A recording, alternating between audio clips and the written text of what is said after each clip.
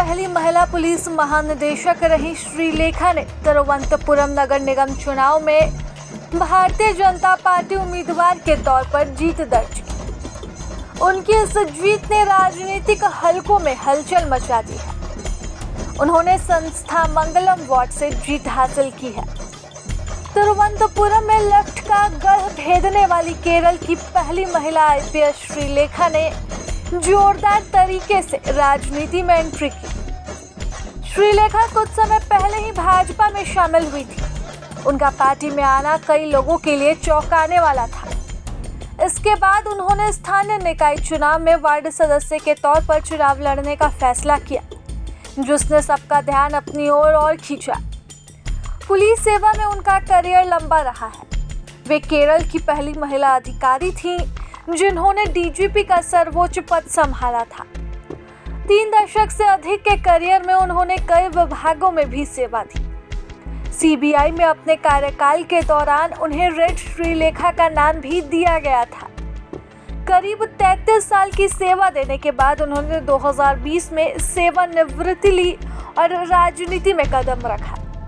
श्रीलेखा सेवानिवृत्ति के बाद भी खबरों में बनी रही।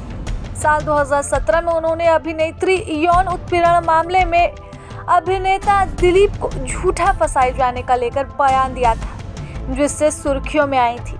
इसके बाद उन्होंने निष्कासित कांग्रेस नेता राहुल ममकुठातिल के खिलाफ यौन उत्पीड़न शिकायत दर्ज करने में हुई देरी पर भी सवाल उठाकर विवाद खड़ा कर दिया था। श्रीलेखा अक्टूबर 2024 में बीजेपी में शामिल हुई।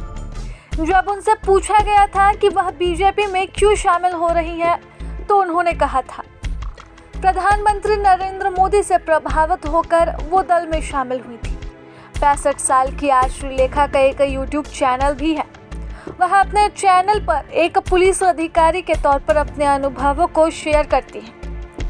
बीजेपी ने राज्य में सत्तारूढ़ एलडीएफ और कांग्रेस नीति विपक्षी यूडीएफ को चौंकाते हुए शहर के नगर निकाय में जीत हासिल की है। ऐसे में बड़ा सवाल है कि क्या केरल की पहली महिला आईपीएस अधिकारी यहां से भाजपा की पहली महापौर बनेंगी? दरअसल केरल की राजधानी तिरुवनंतपुरम में नगर निकाय चुनाव में बीजेपी ने राष्ट्रीय जनतांत्रिक गठबंधन ने शानदार जीत हासिल की।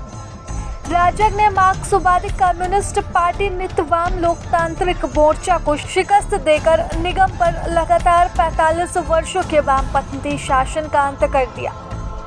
तिरुवनंतपुरम में नगर निकाय के 101 वार्ड में बीजेपी को 50, एलडीएफ को 29, संयुक्त लोकतांत्रिक मोर्चा को 19 और 2 निर्दलीय को जीत मिली। अब इस जीत से स्वाभाविक रूप से श्रीलेखा को महापौर बनाने की अटकलें भी तेज हो गई हैं।